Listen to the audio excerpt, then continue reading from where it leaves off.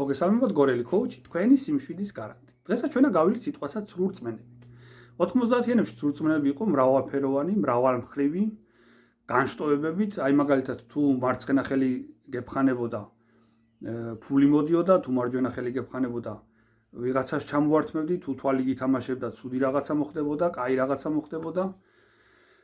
თუ ტრაკი გითამაშებდა, მოგიტაცებდნენ, თუ ბეჭები გეკავებოდა, გცემდა ვიღაცა და ასე შემდეგ. მაგრამ ყველაზე ცუდი აქედან იყო სარკის გატეხვა.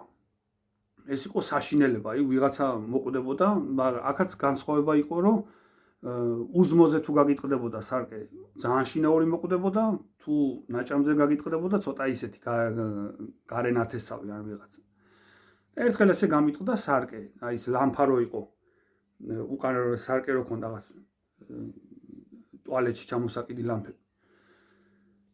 და გატყდა ეს სარკე მოკლედ. პირველი ეკითხეს, რომ პური ნაჭამი ხარო პური ჭამეო და მე ხა დავიბენი უცებ შიშისგან, არ ვიცოდი, აღარ მახსოვდა რას ნიშნავდა. ვერ გავიაზრე უცებ და არ მიჭამია მეთქი, არა უნდა მეჭამა, ჩვენ მაცივას რო გამოვაღებდი, ცივი წყალი იყო ხოლმე ბოთლით და იქ უჯრა რო ქონდა კარებში, იქ იყო ხოლმე 2 ცალი ნოშპა.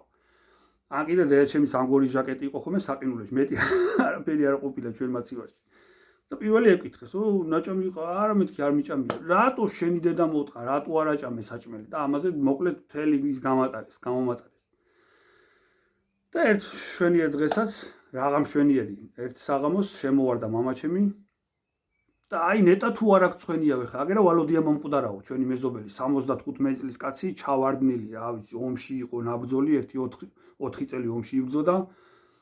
ოპერაციები ქონდა გადატანილი, რავი, იქ არ მოკვდა და რაღა მაინდა-მაინც შემასარკე მოკლა. ხო და მოკლედ ეს ძალიან განვიცადა ეს ამბავი, ეს ვალოდიას ამბავი და მცხენოდა იმ ქალის რა, მისი ვალოდიას ცოლის, რომ ვერ თვალებში ვერ უყურებდი და კიდე კაი მე ჯიბლი გამომივიდა თვალზე და მაგ დროს სოფელში მივყავდი ხოლმე ჩემებს, იმიტომ რომ იქ ჩვენი მეზობელი იყო ფირუზა ბაბო და იმას უნდა შეეფურთხებინა თვალში. და ის მშველოდა, შეიძლება არ მშველოდა, მაგრამ ერთხელ ისეთ შემაფურთხა, ეთყობა რაღაცა ჩაკაფული ქონდა ნაჭამი, თუ არის ტარხუნის ფოთოლი ზედ თვალის გუგაზე მიმაწნა. მე უფრო დამისივდა, ცუდად ვიყავი.